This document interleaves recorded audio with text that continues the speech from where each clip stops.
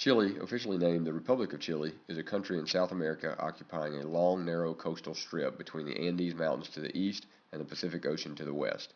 It borders Peru to the north, Bolivia to the northeast, Argentina to the east, and the Drake Passage in the far south. The Pacific coastline of Chile is 4,000 miles. The shape of Chile is a distinctive ribbon of land 2,700 miles long and on average 109 miles wide.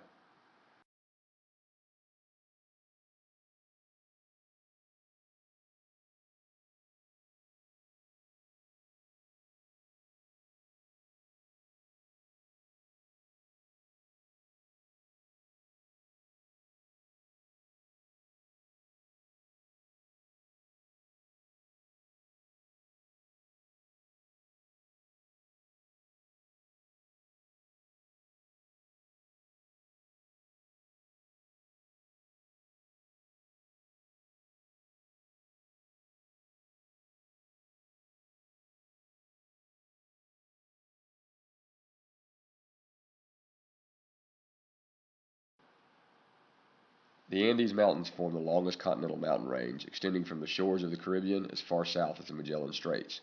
Perhaps the most surprising aspect of this range is how narrow it is over much of its length. The high part of the range is typically less than 93 miles wide. Low lighting and the oblique perspective emphasize the narrowness of the range, which forms a formidable natural obstacle and explains how the improbably long and thin country of Chile acquired its identity.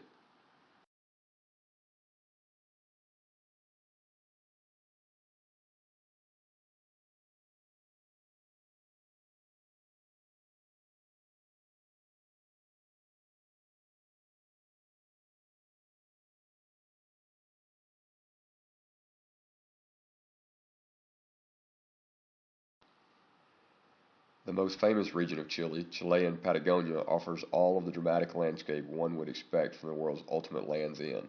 Here, the South American continent falls away in a dazzling explosion of islands, glaciers, icebergs, and mountains. It is truly one of Mother Nature's grand finales.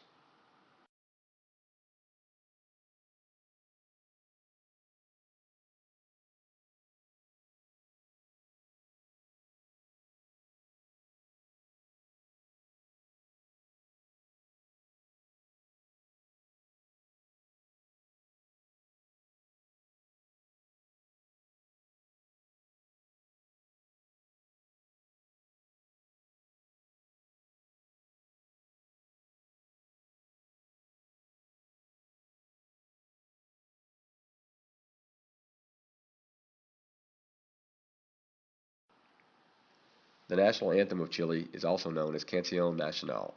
It has a history of two lyrics and two melodies that made up three different versions. The current version was composed by Ramon Carnacier with words by Eusebio Lillo and has six parts plus the chorus.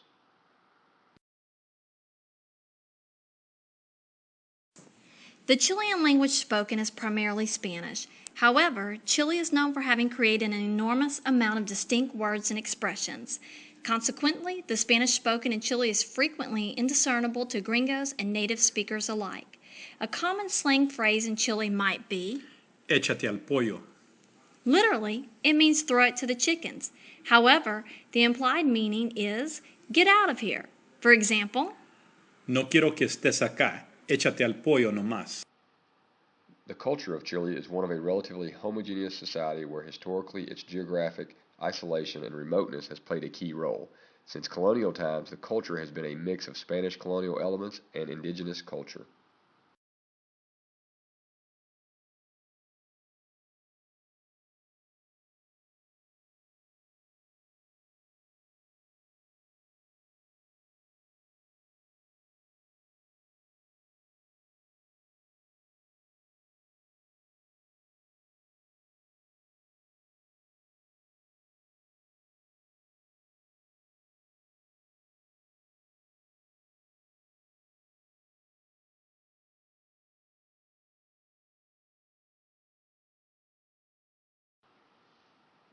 Chile has a dynamic market-oriented economy, which is characterized by a high level of foreign trade.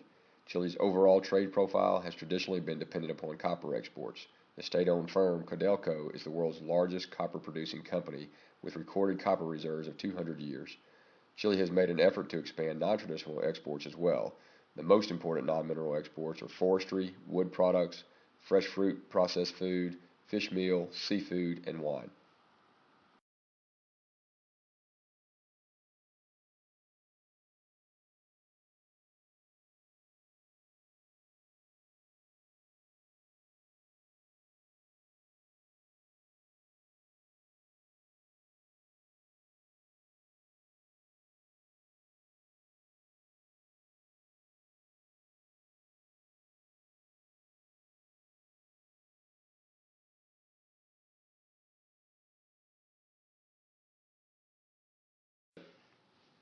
According to the International Monetary Fund, the GDP based upon purchasing power parity per capita in Chile was reported at $14,340 in 2009.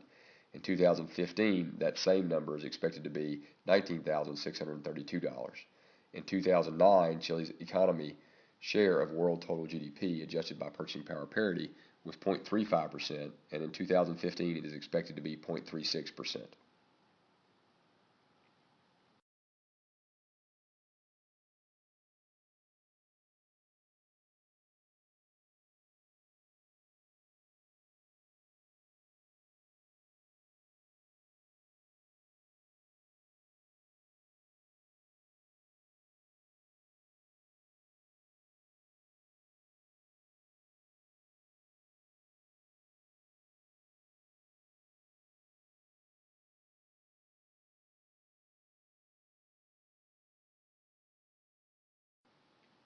Chile reported a balance of trade surplus equivalent to 530 million US dollars in August of 2010. Chile's economy is highly dependent on international trade. Chile's main export is copper, while imports include petroleum and petroleum products, chemicals, electrical and telecommunications equipment, industrial machinery, vehicles, and nat gas. Its main trading partners are the European Union, the United States, China, and Argentina.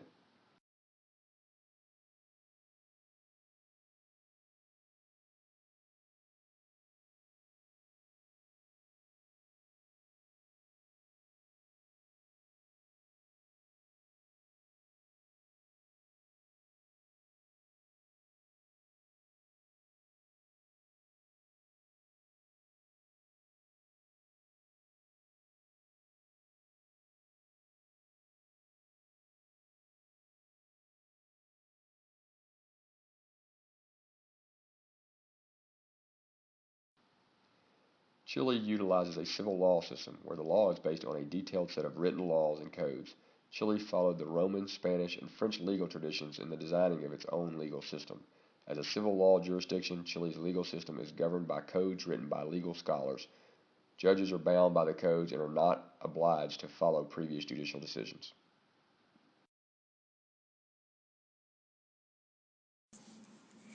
Three very notable companies that have been successful in Chile all come from the financial services industry. Royal Bank of Scotland, BBVA, and JP Morgan Chase are just a few of the companies that have experienced great success upon entry and continued success. In addition to the financial services industry, Chile has become an international service centers headquarter for South America. JP Morgan Chase recently chose Santiago to replace Miami as the company's headquarters for the in-house development of IT services.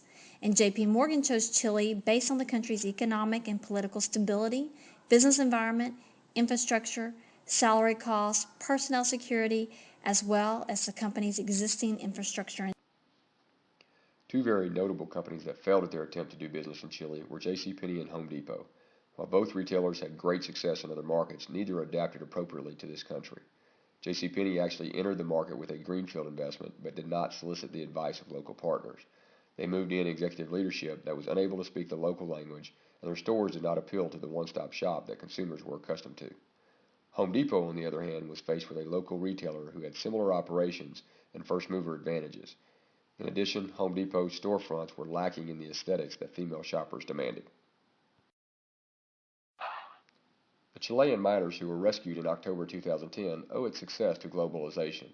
The efforts and rescue of the miners were done with contributions from all over the world.